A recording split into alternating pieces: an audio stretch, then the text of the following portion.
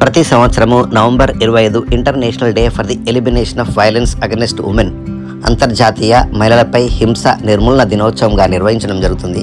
1981 నుండి ఈ యొక్క మహిళలపై హింస నిర్మూలన దినోత్సవం నిర్వహించడం జరుగుతుంది. 1960 నవంబర్ 25న మిరాబల్ సిస్టర్స్ ముగ్గురు వారు, ప్యాట్రియా, మినర్వా, మ్యారియా, మిరాబల్, ఈ ముగ్గురిని కూడా ఆ యొక్క డొమినికన్ రిపబ్లిక్ అనే దేశంలో ఆ దేశ రూలర్ నియంతృత్వ కింగ్, అతని పేరు రాఫెల్ ట్రుజిల్లో, ఇతను హత్య కావింపడం జరిగింది. ఈ ముగ్గురు సోదరీమణులు ప్రజాస్వామ్యం కోసం గలమెత్తి పోరాడుతున్న రాజకీయ కార్యకర్తలు. వారి యొక్క హస్బెండ్స్ని జైల్లో ఉంచితే ఆ జైలు వెళ్ళి వారిని చూసి తిరిగి వస్తుండగా కారులో వీరిని చంపేసి కార్ యాక్సిడెంట్గా చిత్రీకరించడం జరిగింది. ఈ ముగ్గురు సోదరీమణులపై గౌరవార్థంగా ఈ యొక్క international day for eradication of women నిర్వహించడం జరుగుతుంది.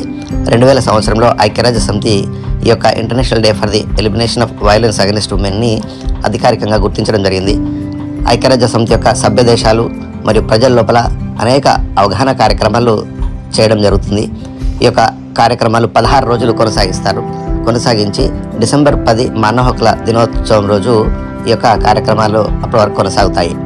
International day for eradication of violence against women ఒక మంచి జెండర్ బేస్డ్ డిస్క్రిమినేషన్ నివారణకు నాంది పలకాలి అని కోరుకుందాం.